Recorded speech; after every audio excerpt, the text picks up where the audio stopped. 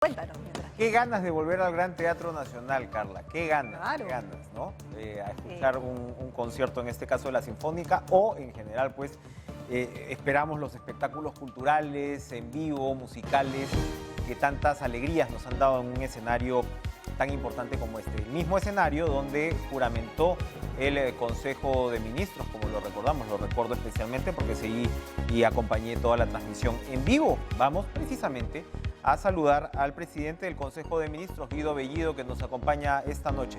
Ministro Bellido, buenas noches, gracias por estar con nosotros en Cara a Cara. Tenemos un problemita con el audio. Ahora sí ya funciona. Ministro Bellido, ¿nos escucha? Sí. Ahora sí nos escucha, ministro. Lo escuchamos. Parece que está en mute el audio. Vamos a ver si es que se resuelve de inmediato desde la presidencia del Consejo de Ministros. Vamos a darle un minuto para retocar, ¿no? este pequeño impasse técnico. ¿Ya lo tenemos? ¿Todavía no? Bueno, ¿qué es lo que nos hemos enterado hoy? La bancada de Renovación Popular ha pedido que el señor Bellido sea invitado al próximo pleno. Como recordamos, pues la dinámica de un nuevo Consejo de Ministros es que en el plazo máximo de un mes, de 30 días desde la juramentación, el presidente del Consejo de Ministros y los integrantes del Consejo de Ministros acudan hasta el Parlamento de la República para presentar sus políticas, sus planes, y sobre eso es que las bancadas deben decidir la aprobación o no del voto de investidura. Como sabemos, el primer ministro Bellido ha iniciado un proceso de diálogo con bancadas, un par de ellas, una de ellas Renovación Popular, que les estoy diciendo ha presentado esta moción hoy para invitar al presidente del Consejo de Ministros y al ministro del Interior, Carrasco, por cierto, a la próxima sesión del Pleno, ¿no? Y la otra Fuerza Popular no han acudido a estos diálogos, si no estoy mal. Ha sido Acción Popular, por supuesto la bancada de Perú Libre y la bancada de Juntos por el Perú. Vamos a preguntarle, por supuesto, en los próximos minutos al primer ministro cómo va a continuar esa ronda de diálogos. Vamos a ir a una pausa, cuánta expectativa, y regresamos, esperamos, con todos los impases técnicos solucionados. No se muevan.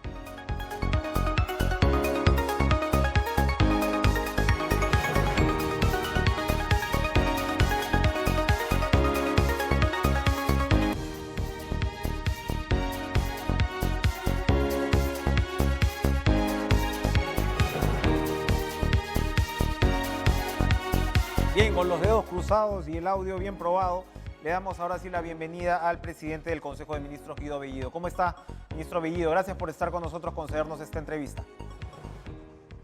Ya nos comunicarán, porque ahí ellos también nos enteran. Hola. Lo escuchamos, ministro. Buenas noches. Hola. ¿Lo escuchamos? Bueno, vamos a tratar de a ver si la producción me ayuda a poder corregir esta falla para no tener que ir a una nueva pausa. ¿Nos escuchamos ahora sí, ministro Bellido? ¿Me escucha? Parece que no nos estamos escuchando, tenemos problemas de comunicación con el premier Bellido. Yo les comentaba de cuál es la coyuntura. Lamentablemente estamos perdiendo minutos bastante importantes para una entrevista que sin duda tiene mucho interés. Tenemos una larga lista de preguntas para formularle al primer ministro. La primera, sobre todo, pues en qué iba el diálogo con las bancadas, ¿no? Como le señalaba, la bancada de Renovación Popular, ¿lo tenemos? La bancada de Renovación. Ahora sí, ministro Bellido, ¿sí nos escuchamos? ¿Cómo está, mi estimado Enrique? Muy buenas noches. Un gran saludo a todos nuestros hermanos a nivel nacional que nos están sintonizando, y yo te agradezco mucho esta oportunidad de poder dirigirnos a cada uno de nuestros hermanos en esta noche. Gran alegría porque finalmente nos estemos escuchando para empezar. Ministro, quería de todas maneras, en los últimos días ha habido ciertas controversias, tengo una larga lista de preguntas, pero de todas maneras que usted ajuste un poco cuál ha sido el sentido de los primeros acuerdos del Consejo de Ministros. Hemos visto, por ejemplo, el nombramiento del embajador Forsyth en la OEA, hemos visto un par de temas de estado de emergencia, uno por contaminación hídrica, etcétera. Pero, a ver, cuéntenos cuál ha sido el sentido de estos primeros acuerdos. Sí, en realidad, como muy bien lo has precisado, hemos declarado emergencia por el tema del sismo varios distritos en Piura y también por el tema de la contaminación hemos ampliado en la provincia de Islay y esos dos concretos y también el nombramiento del señor Forsyth para que pueda representar al país ante la OEA. Estas tres cosas son los más tangibles, pero en el debate que se ha generado, se ha iniciado la discusión sobre la declaratoria en emergencia de la educación, ¿no? Sus alcances, los criterios. Hemos formado también una comisión a nivel del Consejo de Ministros, encabezado por el ministro de Economía y Finanzas, para ver el tema del alza del dólar, del gas doméstico y también de los diferentes productos de primera necesidad. Entonces, estos informes nos van a estar alcanzando para el día lunes para tomar algunas acciones importantes para tomar políticas también que no tengamos estos cambios tan, podríamos decir, tan bruscos en este tema del dólar y algunos productos de primera necesidad. Frank ha adelantado que no habrá control de precios y de hecho el alza del dólar ha sido interpretada como una señal de incertidumbre. Ante la incertidumbre política, los inversionistas y las personas compran más dólares, el dólar se encarece, esto se añade a la situación de precios que ya se estaba viviendo. La pregunta es, ¿está afiatado el presidente del Consejo de Ministros con el titular del MEF? ¿Fue un tanto accidentada la juramentación del señor Frank? No, de ninguna manera, más al contrario, hay una sintonía porque requerimos estabilidad en el país y lo que ha afirmado ayer nuestro ministro de Economía y Finanzas está claro que no va a haber control de precios y no debe haberlo. Por tanto, lo que hoy estamos viendo es algunas variaciones que es propio de los cambios que se vienen implementándose y también de la situación internacional, ¿no? O sea, no es solo un tema interno, sino también es el tema externo para este tema de ciertos subidas en el tema del dólar, ¿no? Así es. Pero sin embargo, nosotros ya venimos preveniendo, tomando acciones para que todo marche de manera correcta y adecuada y que nuestras familias estén en las mejores condiciones también y que exista estabilidad económica y también una estabilidad jurídica en el país. Y eso es importante. Muchos empresarios han consultado de que si iba a haber algunas decisiones respecto a algunos acuerdos que se tienen con otros países y en marco de esos acuerdos hay muchos inversionistas que han venido a invertir en el país y si eso va a continuar y lo hemos aclarado. Estos acuerdos que se tienen y que benefician a la reactivación o son parte, ¿no?, de la reactivación económica o que suman a la reactivación económica que vamos a tener y que han participado en todo el proceso antes del COVID, tienen que continuar y más al contrario hay que fortalecer sin generar decisiones que no lleven, digamos, a la estabilidad económica. Nosotros queremos que la economía esté estable, que nuestro pueblo se incorpore a la actividad laboral, que tengamos inmunizados a la población, garantizar la inmunización universal en el país y empezar a trabajar. Y eso es lo que la gente quiere en este momento. ¿Qué duda cabe? Mañana, efectivamente, el otro punto, usted acaba de aclarar lo que corresponde a la economía y las señales que debería haber para los inversionistas. Muy bien. El otro punto, como usted lo acaba de mencionar, es el tema de la vacunación. Mañana se inicia una variación con la vacunatón en términos que no solamente va a ser descentralizada, sino que va a comenzar a partir de mañana viernes durante 60 horas. Ya el ministro de Salud Ceballos ha insistido en la importancia de recibir las vacunas que nos toquen, en resumen, que todas son efectivas. Yo quería preguntarle, además, porque se espera la vacunación del presidente Castillo, que tiene 50 años, usted tiene 41 años, ¿usted se ha vacunado? Todavía recién voy a programar para ser parte también de la vacunación. Hay que predicar con el ejemplo, sin duda. Ministro Bellido, la bancada de Renovación Popular que no asistió a los diálogos ha pedido una moción del día que usted y el ministro Carrasco sean invitados al Pleno.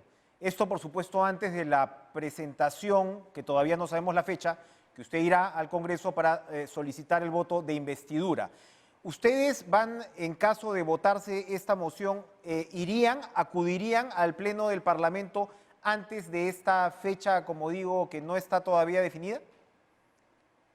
Eso va a ser producto de una evaluación con tranquilidad y dentro de la autonomía que también se cuenta en el Ejecutivo. Hay que respetar la solicitud y los pedidos, y creo que si nos permite a nosotros de tomar decisiones que estén orientados a que estas cosas no se puedan tomar de manera violenta, de manera apresurada, ¿no? Creo que es importante mantener la tranquilidad en el país y no generar tanta presión, tanto desorden, porque con todas estas cosas, lo que no sé a qué juegan, no les entiendo, mientras que nosotros nos preocupamos por dar señales claras de algo que nosotros no lo hemos generado.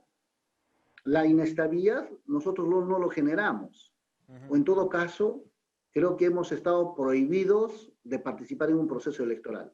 Solo así podríamos entender nosotros que nosotros seríamos responsables de todo este escenario político, económico que se está dando en el país.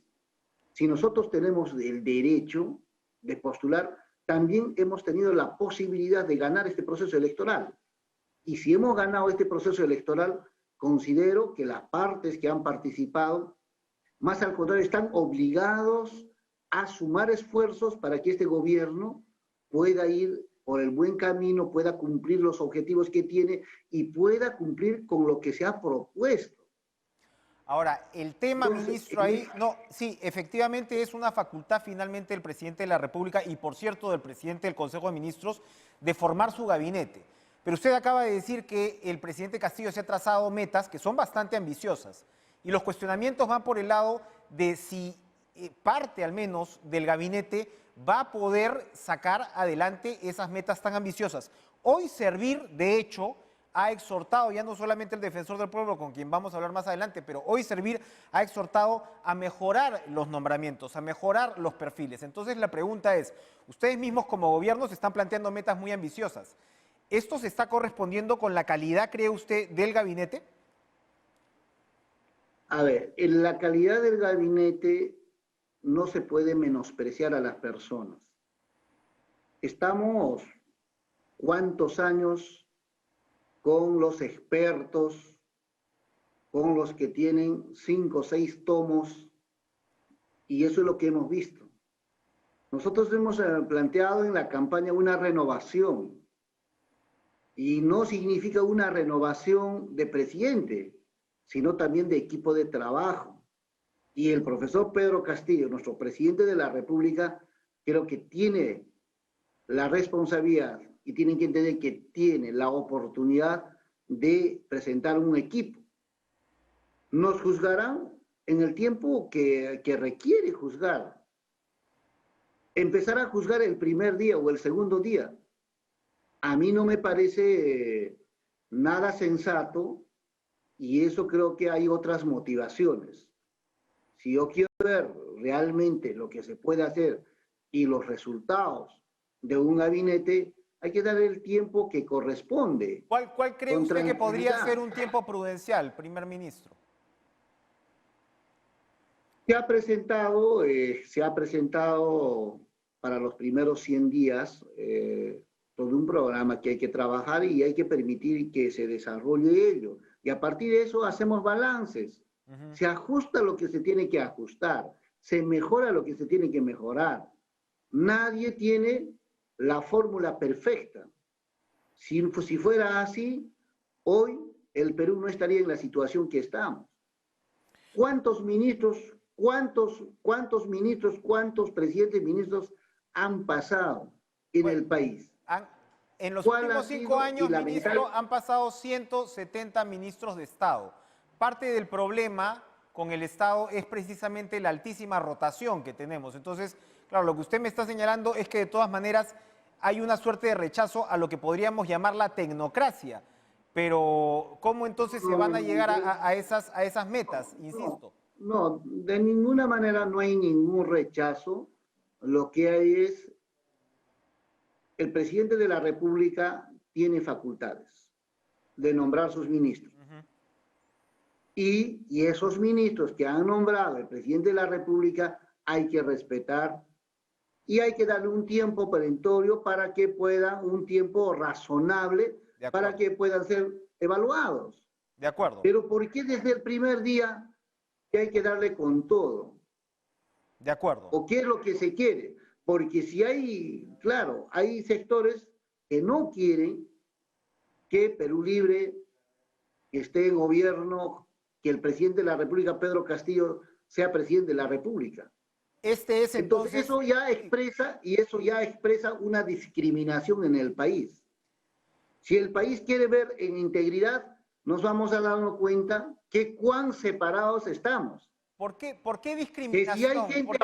¿Por qué lo equipara con discriminación en este caso? Porque digamos que acá también la objeción que se pone es que en ningún lado de la Constitución se dice que el gobierno es de un partido. Y por supuesto ustedes tienen un resultado electoral que interpretar, ¿verdad? O sea, llegaron con una plataforma radical a la segunda vuelta y se suponía que en la segunda vuelta sumaban esfuerzos, abrían la cancha. Usted a un medio de comunicación internacional le decía ahora que esperaban a tener un gabinete de ancha base y la interpretación es que no es exactamente un gabinete de ancha base lo que se le ha presentado. Efectivamente, por supuesto, estoy de acuerdo con usted que hay que dejar un tiempo para evaluar al gabinete, pero ¿no cree usted que hay un tema muy territorial de que este finalmente es un gobierno de Perú Libre más que un gobierno de ancha base? Si no fuera un gabinete de ancha base, no habría participación de los diferentes sectores. Usted puede revisar de cada uno de los hoy ministros cuántos son militantes de Perú Libre. O sea, ahí está la objetividad.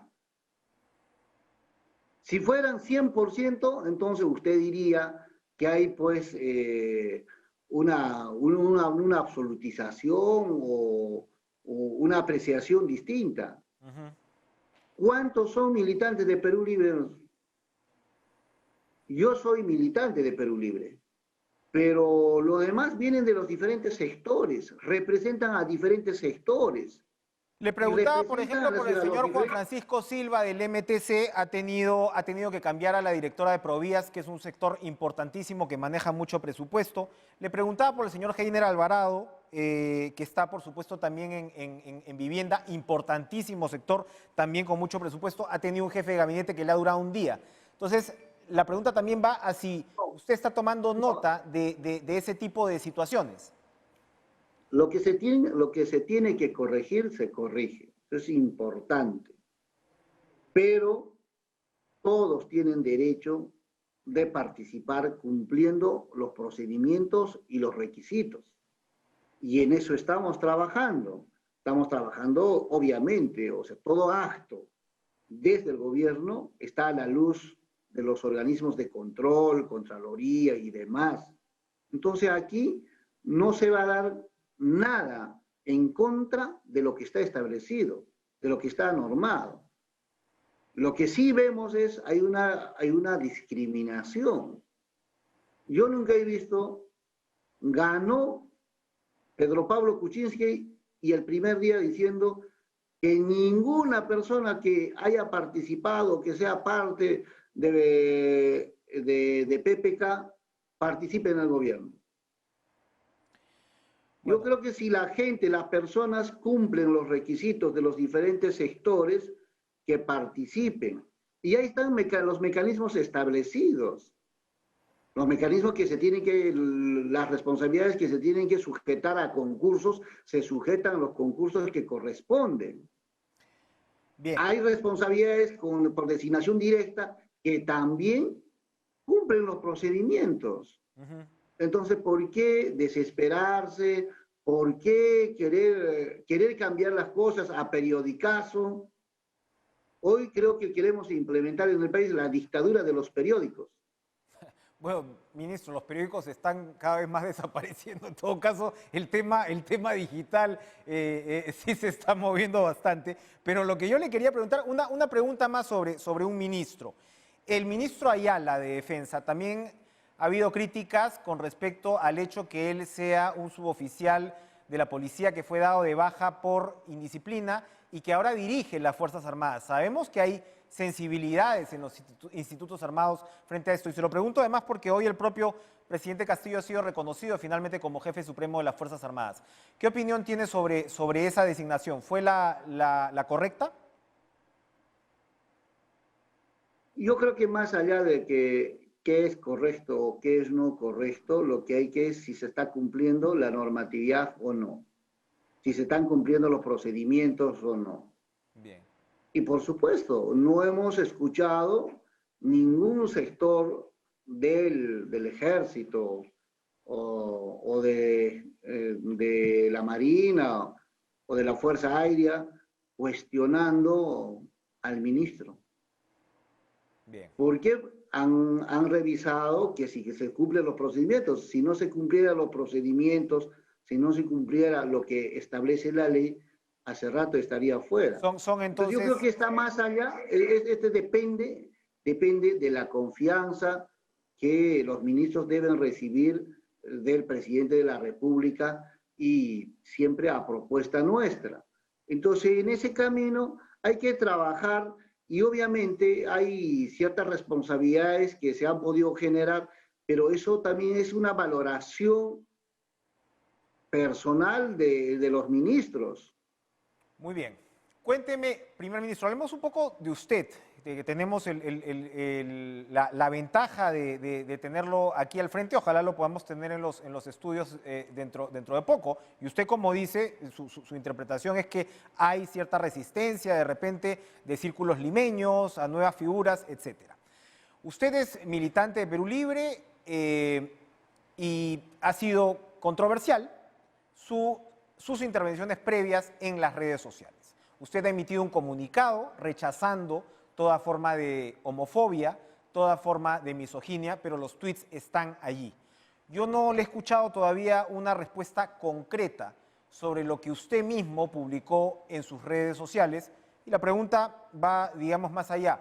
¿No sería en todo caso correcto, si usted está emitiendo este comunicado, pedir disculpas a quienes se hayan sentido ofendidos por sus tweets e intervenciones pasadas en redes sociales?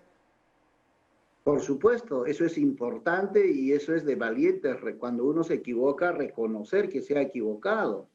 Y nosotros hemos sacado nuestro comunicado y ese comunicado expresa que hoy en esta responsabilidad la postura es diferente y uno va madurando en el proceso político.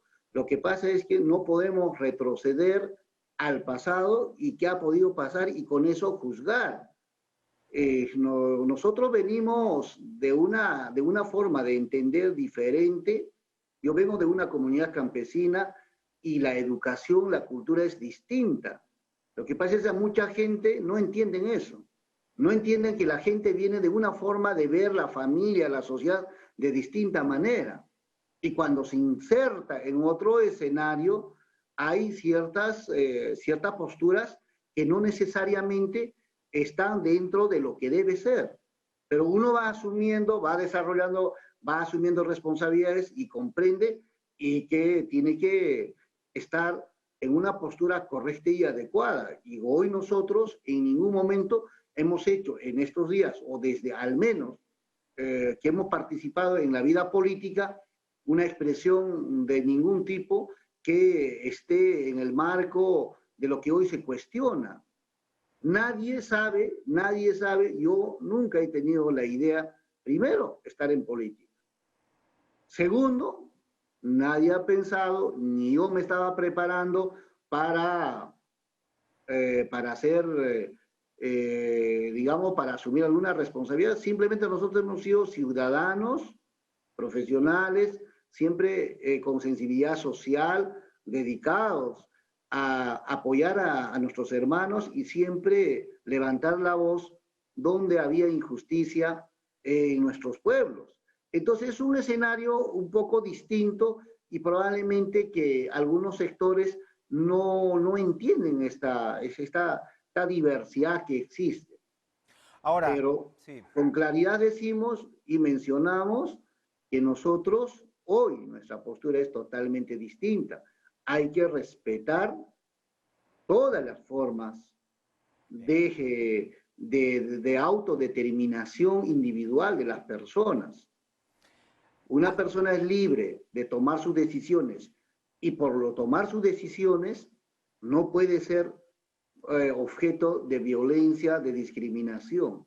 Más al contrario, el gobierno debe encaminarse para garantizar para todos los ciudadanos las condiciones plenas del ejercicio de su libertad.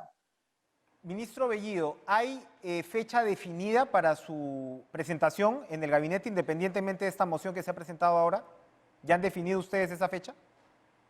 Estamos evaluando, hay algunos avances, pero consideramos que nosotros vamos a tomar una decisión más o menos faltando 5 días. Hay tareas que se tienen que abordar en el proceso y iremos en el momento pertinente, en el momento que corresponde, dentro de lo que está establecido en la Que norma. son 30 días. Usted me está diciendo que aproximadamente a los 25 días, no me está dando la fecha exacta, pero aproximadamente a las 3 semanas, 25 días, se daría esta visita.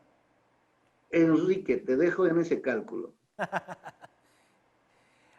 A ver, hoy usted brindó, y quiero conversar con usted un poco de política, porque como usted señala, nos estamos conociendo, de alguna manera, ¿no? Estamos conociendo este nuevo gobierno. Y usted en estas declaraciones hoy afirmó que son 10 familias las que han manejado siempre la economía en el Perú. Y yo me puse a buscar entre los libros, y está este libro interesante, reciente, de Francisco Durán, que habla de los 12 apóstoles, y allí de hecho habla de familias como Huancaruna, habla de familias como Acuña, habla de familias como Dyer, que en los últimos años, añaños, ¿no?, provienen de las provincias del interior del país y que ahora tienen auténticos imperios. Este tema de las familias que han sido, según usted, propietarias de la economía, ¿cómo lo van a cambiar en todo caso? Porque pareciera, desde sus declaraciones y de los mensajes que ha brindado el presidente Castillo, que no ha habido movilidad prácticamente en el Perú, que el país se ha quedado de alguna manera inmovilizado estos 200 años. Para seguir en la línea, ¿sigue pensando así? A ver, en el país, las grandes mayorías no tienen una participación en la misma proporción de quienes tienen toda la economía o son parte de la economía nacional. Lo que hay que hacer, ¿y por qué? Porque las pequeñas y medianas empresas que se tienen en el país les ponen en la misma condición que el gran empresariado. Hay que fortalecer, sin poner,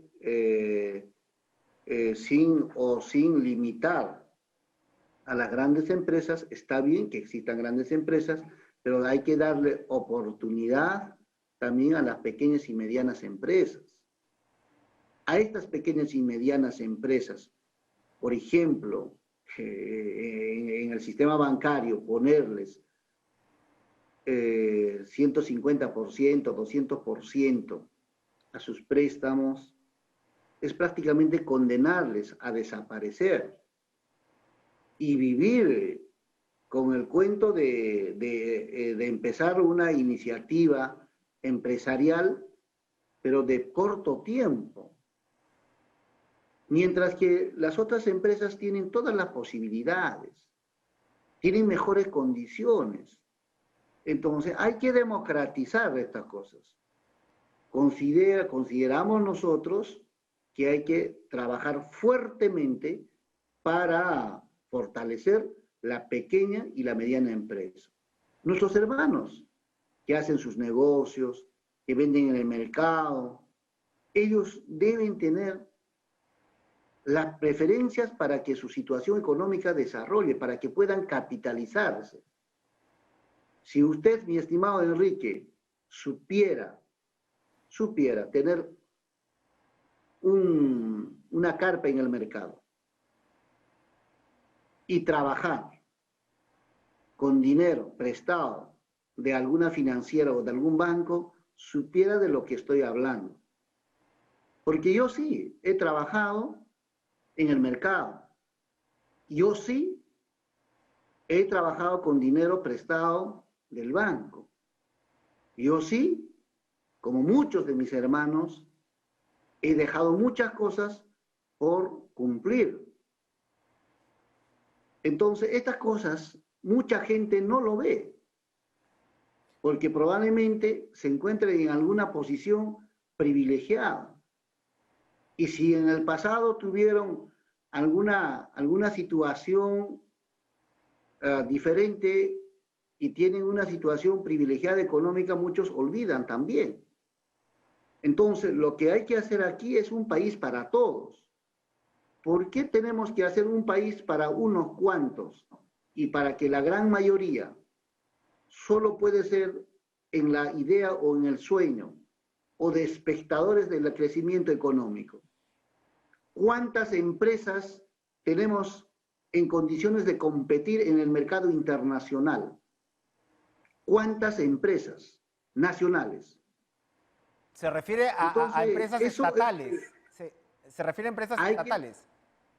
No solo empresas privadas de inversiones nacionales. Uh-huh.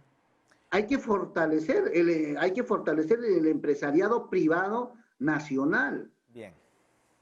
Ahora, ¿cómo fortalecer a ese empresariado privado nacional? Usted habla de la situación del crédito. Estoy perfectamente al tanto de las limitaciones que, por ejemplo, tienen los pequeños agricultores con el crédito y las pequeñas empresas con el crédito. ¿Se va de alguna manera a intervenir en el sistema financiero o el impulso va a venir, por ejemplo, por lo que anunció el presidente Castillo, de darle al Banco de la Nación mayores herramientas para participar en el mercado? Cuando hablamos efectivamente de eso, porque ahí estamos hablando de, a ver, una cosa es el qué y otra cosa es el cómo, el aterrizaje. Y el cómo puede tener sus complejidades, ¿no? Por supuesto, pero lo importante es la voluntad que se tiene y las acciones que se van tomando. Lo que tenemos que tomar en cuenta y con mucha creatividad es cómo logramos que las pequeñas y las medianas empresas tengan mayores capitales, que les permitan reinvertir, que les permitan crecer, que les permitan participar en el mercado internacional.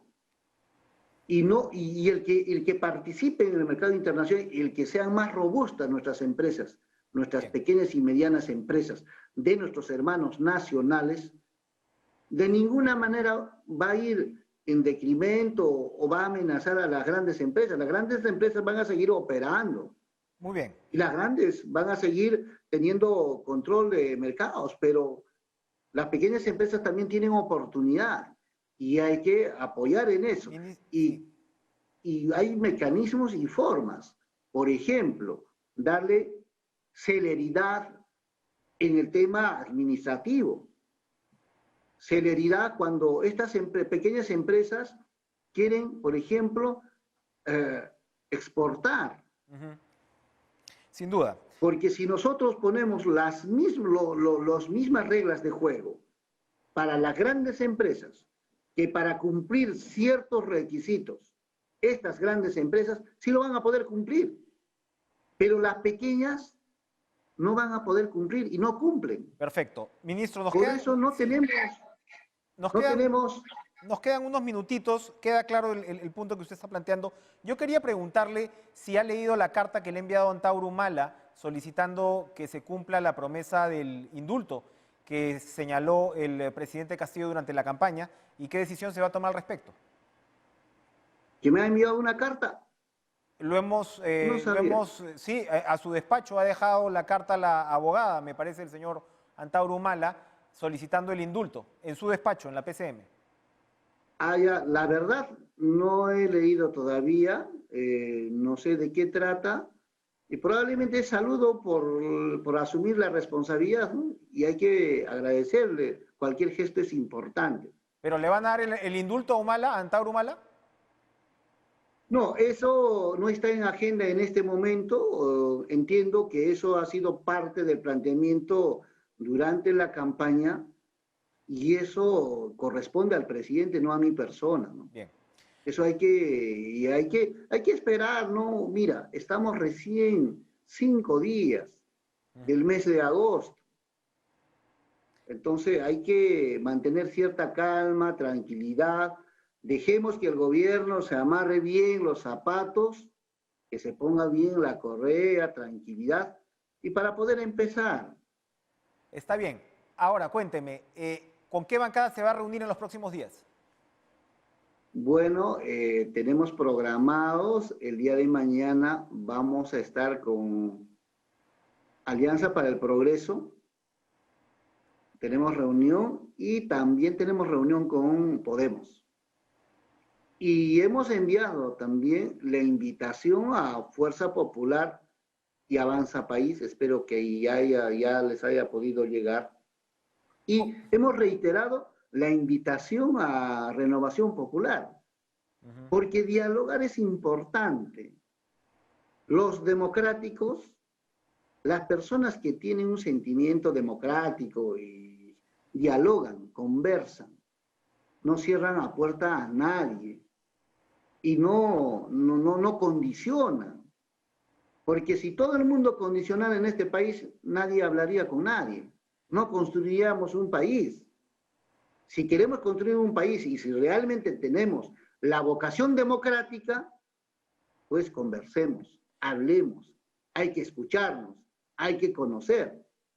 Ministro Bellido, ¿cuándo se va a concretar la reducción de sueldos anunciada para los ministros de 30.000 a 15.000 soles?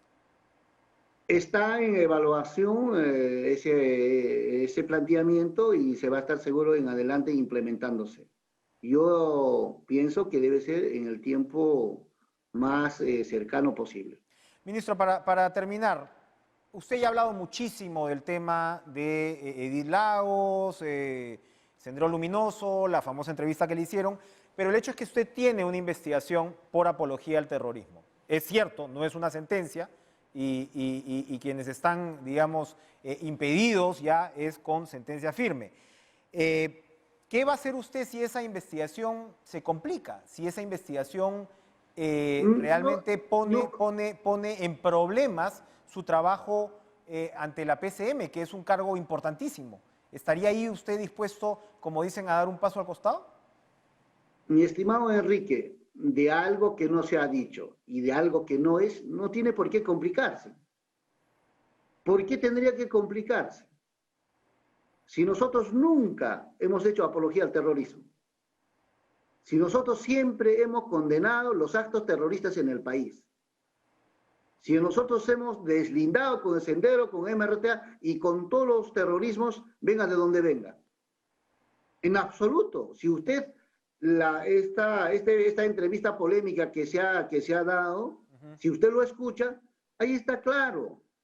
Lo que pasa es que nadie resiste a un análisis mucho más profundo de la situación que el país ha vivido. Entonces, esa es otra cosa. Nosotros deslindamos tajantemente con Movadef, con Sendero Luminoso, con MRTA, porque son organizaciones que están al margen del Estado de Derecho. Y una persona cuando participa en un Estado democrático, dentro de la normatividad, dentro del Estado de Derecho, lo mínimo que debe hacer es tomar una postura democrática. Y eso está claro. ¿Va a recibir, ministro Bellido, consejos, despachos, reuniones con el señor Vladimir Cerrón sobre las funciones del gobierno? De ninguna manera, eso es absurdo, para empezar. ¿Qué despacho harías? Porque él no es funcionario, o es ministro, una sentencia firme, o es alcalde. No es. No, yo creo que tu planteamiento, ahí sí, Enrique, te has jaiteado, ¿ah? No corresponde. No, estoy haciendo la pregunta, ¿qué es lo que me corresponde? Y precisamente es con lo que quiero terminar. Estamos no, acá. Porque mira, no, es que esa es una pregunta, ¿cómo me vas a preguntar si voy a hacer despacho? No, Yo hago le estoy despacho preguntando con las personas que trabajan para... No, pues es que porque tienes que... me corresponde tu como pregunta- periodista, ministro Bellido, me corresponde hacer la pregunta. El señor Cerrón es un personaje ahora a nivel nacional y precisamente con eso quería terminar. Estamos acá en el canal público, en la televisión del Estado, que, digamos, hay, como yo, quienes piensan que debería tener otro tipo de autonomía. Eso no se ha dado finalmente en términos No, funcionales. nosotros tenemos autonomía plena. Termino, por favor. El IRTP depende del Ministerio de Cultura. ¿Ustedes van a ejercer cambios en el IRTP, en el canal de todos los peruanos, para ser específicos con TV Perú, o van a respetar la línea de pluralidad que se ha manejado en los últimos años? Eso corresponde al ministro de Cultura, él debe estar valorando. Él debe estar valorando, pero si hay alguna documentación o algo, él no debe hacer nada que está prohibido por la normatividad. Precisamente. Pienso. Gracias, presidente del Consejo de Ministros, Guido Bellido, por esta conversación. Ojalá podamos vernos en los estudios dentro de poco. Gracias por estar con nosotros. Muchas gracias, Enrique, y un gran abrazo a todos nuestros hermanos a nivel nacional. Te agradezco mucho, hermano. Que Dios te bendiga. Gracias por estar con nosotros. Vamos a una pausa, regresamos con el defensor del pueblo, Walter Gutiérrez.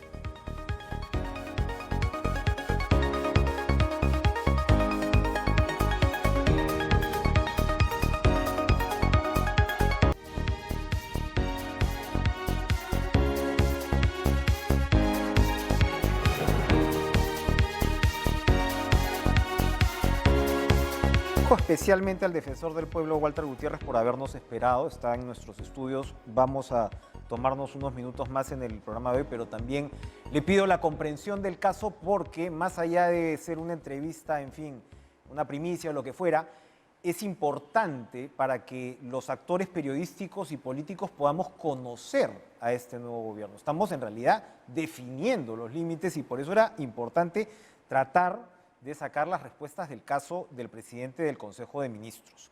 Usted, defensor, le ha exhortado vía carta al presidente Castillo a reevaluar las designaciones en el gabinete. Después de la entrevista que acaba usted de acompañarnos, por suerte, ¿reitera ese pedido?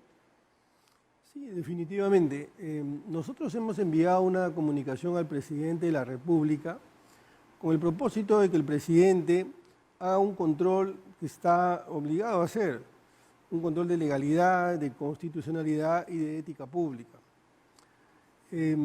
Los integrantes del gabinete tienen que cumplir ciertos estándares constitucionales, ciertas normas que literalmente están establecidas y ciertas conductas debidas que se compaginen con las políticas públicas. Hemos dicho al presidente que desde luego el partido que ha ganado es Perú Libre y tienen desde luego derecho a implementar sus políticas y también armar sus equipos. ¿Quién puede cuestionar eso? Eso es tan claro como que usted y yo estamos conversando. Pero el poder tiene una característica, varias en realidad, pero una que demandamos o reclamamos todos los ciudadanos, que es el poder tiene que ser controlado. Porque al final del día la Constitución es un estatuto de poder, es decir, se controla el poder. Y cuando le decimos al presidente que tiene que establecer determinados filtros, lo que le estamos diciendo es que, por ejemplo, aquel que no cree en el derecho a la igualdad o que no comprende el derecho a la igualdad, no puede liderar una política nacional como la igualdad de género. Un poco lo que nos ha dicho el Premier es que él no comprendía el derecho a la igualdad y que ahora, bueno, está en otra situación. Bueno, yo no me voy a aparcar o detener en lo que ha dicho el presidente del Consejo de Ministros. A mí me parece muy positivo, desde luego, pero creo que hay que ir un poco más allá. Yo siempre actúo de buena fe. Yo creo que las personas pueden cambiar, yo creo que las personas pueden enderezar su conducta hacia determinados principios y valores constitucionales. Pero vamos más allá, porque no se trata solo de un integrante del gabinete, sino varios integrantes del gabinete. Y no solamente eso, se trata también de conocer bien cuál es la conducta democrática. Usted le ha hecho una pregunta al presidente del Consejo de Ministros, yo se la haría al presidente de la República. La libertad de expresión, la libertad de prensa, es una de las columnas sobre la cual se edifica el sistema constitucional. El poder tiene que ser transparente, el poder tiene que rendir cuentas, el poder tiene que someterse a una vigilancia periodística ciudadana. Así como se van comprendiendo determinados principios y valores, este valor tiene que comprenderse. Y sería enormemente positivo y además alineado con la Constitución que se entienda. Para encuadrar bien esto, defensor, porque es muy importante los términos, lo que usted está señalando sobre los filtros, sobre los estándares, sobre las propiedades que tienen que tener los miembros del Consejo de Ministros. Le hemos planteado al Premier Bellido los casos de 2 o 3 ministros y la respuesta siempre ha sido: se está cumpliendo con la normativa. La normativa basta. ¿Dónde están los demás filtros especificados, por ponerlo de alguna manera? Porque entiendo perfectamente la discusión en el campo ético, pero para que todos los actores se puedan entender de qué estamos hablando a la hora de elegir claro, pero no hay que tener... el gabinete. ¿Dónde está eso específico? Sí, Enrique, no lo voy a decir por usted, pero no hay que tener desprecio por la ética pública. Esto es capital. Así que no basta ni alcanza la literalidad normativa. Hay que conocer los estándares sobre los cuales se maneja la administración pública, porque la administración pública no es la administración de un periódico, no es la administración de un club o de una empresa, es la administración pública, que tiene como propósito que los derechos, las libertades, los servicios públicos se concreten. Llegan a la administración pública para implementar esas políticas públicas, por lo tanto tienen que comulgar en ese evangelio de principios, como por ejemplo el combate contra la corrupción, como por ejemplo la lucha contra el terrorismo. Y alguien dirá, ¿esto es discriminación? No, no lo es. Es un alineamiento respecto a determinados principios. Por eso es que existen normas, por ejemplo, que establecen que determinadas personas que han cometido delitos no pueden asumir determinadas responsabilidades. ¿O acaso una persona que ha cometido un delito de agresión sexual a una menor puede dirigir un colegio? O que está siendo investigado puede dirigir un colegio. Alguien dirá, ¿y qué hay con el principio, y qué hay con la presunción de inocencia? No hay derechos absolutos. ¿Usted esperaría una respuesta del presidente de la República? Usted es el defensor del pueblo. La Defensoría del Pueblo es una institución que precisamente dentro del Estado le dice a las instituciones del Estado y efectivamente expresa los contrapesos que tiene que tener una democracia. Y un poco en la línea de lo que yo le afirmaba al final al primer ministro con respecto al mismo IRTP. ¿El presidente debería responder explícitamente a su pedido? Yo espero, en primer lugar, que el presidente lea nuestra comunicación y no solamente nos responda, sino que nos dé cita para poder conversar con él, porque la Defensoría no pretende oponerse a las políticas que estén alineadas con la Constitución que quiere implementar Perú Libre el presidente. Más bien, la Defensoría es un colaborador crítico y queremos, desde luego, colaborar con el gobierno. Creemos que el presidente tiene una gran oportunidad de unir al país, de enderezar al país a partir de estos principios, de estos valores, y dejar atrás estos 5 años donde ha habido una confrontación entre el legislativo y el ejecutivo, y en el medio los ciudadanos deteriorándose su salud, su economía, sus derechos. Entonces creo que podemos estar en la antesala, en el umbral de una etapa en donde se materialice el principio de colaboración. Y la Defensoría del Pueblo es, como usted bien ha señalado, un contrapoder.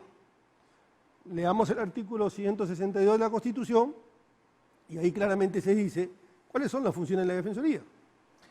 La paridad. Este gabinete es el menos paritario y eso nos faltó ya el tiempo sencillamente para poder desarrollarlo con el primer ministro. desde antes de la época de Toledo, ¿no? Si bien, y veía unos números de ojo público interesantes, si bien es el gabinete con mayor presencia de ministros nacidos fuera de Lima, eso es una realidad también, es también el menos paritario prácticamente de la historia. ¿Cómo corregir eso? ¿Cómo interpretarlo? Vamos a una pausa, le pido por favor que se quede con nosotros, volvemos de inmediato.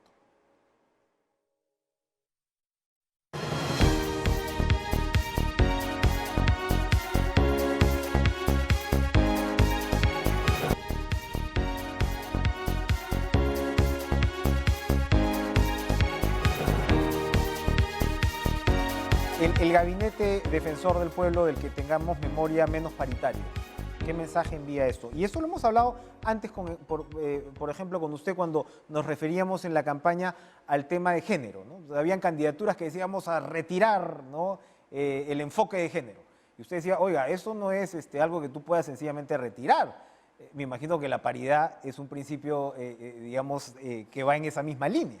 Tiene que ver con el derecho de igualdad, el principio de igualdad, pero también con un principio que no hay que perder de vista, que es el de no regresión, es decir, no retroceder en lo que se ha alcanzado. El principio de regresión está consolidado en nuestro derecho y también en los derechos humanos a nivel internacional. Entonces, es un retroceso que tengamos un gabinete con el menor número de mujeres, porque revela una lectura que no se compadece o no se condice con el principio de igualdad, con la igualdad de derechos de la mujer. De modo que ahí también sería interesante, importante, tener una comprensión, ya que estamos en ese verbo, una comprensión de los alcances, de los logros que han habido en los últimos años sobre la paridad. Ahora, como lo conversábamos al principio, Perú Libre ha ganado las elecciones y efectivamente Perú Libre está considerando que como partido tiene una suerte de derecho de participar muy activamente en el gobierno. Le recordaba al primer ministro que no hay ninguna disposición, para empezar, constitucional que diga que el partido es, ¿no? Porque yo no recuerdo una presión así ni siquiera en el primer gobierno de Alan García, ¿no? En términos del APRA, ¿no? Como aparato. Para mal y para bien. Muchos dirían que eso también es parte de los problemas que vivimos. Pero ¿cómo interpretar finalmente, defensor, esta situación? Hay un Congreso que está en otra línea, hay un partido que ha ganado las elecciones o una candidatura que ha ganado las elecciones y venimos de una historia reciente de ingobernabilidad. El Perú prácticamente se ha convertido en un país ingobernable y fuera de cámaras repasábamos algunos ejemplos históricos que nos recuerdan que esto no es nuevo. ¿Cómo encontrar una ruta de gobernabilidad para ir terminando ya la idea en lo que nos queda de aquí por delante? Bueno, quisiera recordar que fui uno de los primeros que señaló que en efecto Perú Libre ganó las elecciones y tenía no solo legalidad, sino legitimidad que le dan los resultados electorales. Pero también decíamos que la legitimidad es un capital que tiene que irse consolidando con las conductas, como por ejemplo reconocer la igualdad de género y también dar señales que se van a respetar principios tan básicos como la transparencia, la rendición de cuentas, la admisión de la vigilancia ciudadana. En relación a su vínculo con el Congreso, desde luego, creo que sería altamente positivo que el presidente dé un paso significativo reevaluando este gabinete y dando una señal robusta de lo que legítimamente el Partido Perú Libre pretende hacer dentro del marco constitucional. Y a su turno, el Congreso entienda bien que está obligado no solo a fiscalizar, sino a colaborar, porque ambos forman parte de la administración pública, y ya decíamos hace un momento que la administración pública tiene como propósito materializar los derechos y que se presten los servicios públicos. Uno esperaría como ciudadano que se respeten los derechos, nuestros derechos, que se amplíen los derechos y que el poder sea controlado. Para terminar, hablando de contrapoderes, su cargo vence, su mandato, su gestión vence dentro de poco. No tenemos todavía reemplazos para el Tribunal Constitucional. Estamos hablando de dos instituciones fundamentales que han tenido precisamente papeles destacados en estos años de conflictividad entre poderes. ¿Qué puede esperar usted al respecto? ¿Cuándo vence su gestión? En septiembre vence nuestra ¿Qué gestión. pasa después de eso? Estamos hablando prácticamente dentro de un mes. Bueno, el Congreso tiene que elegir, está obligado a elegir, tiene la facultad de elegir. Yo esperaría que elija con prontitud tanto a los integrantes del Tribunal Constitucional como al Defensor del Pueblo. Esperamos que así sea y esperamos que esa designación sea la correcta, sobre todo para los tiempos que se avecinan. Ojalá me equivoque y se vaya encauzando de alguna manera. Todos esperamos eso, Enrique. Así es, de una manera nuestra tranquilidad democrática e institucional. Defensor, gracias por la paciencia, No. gracias por estar con nosotros en nuestros estudios. Nos hemos robado unos minutitos de los amigos de En Pared, pero ya se encuentran listos Joana y Lucho para traernos todas las novedades deportivas. Sigan ustedes en la programación de TV Perú, el canal de todos los peruanos. Buenas noches.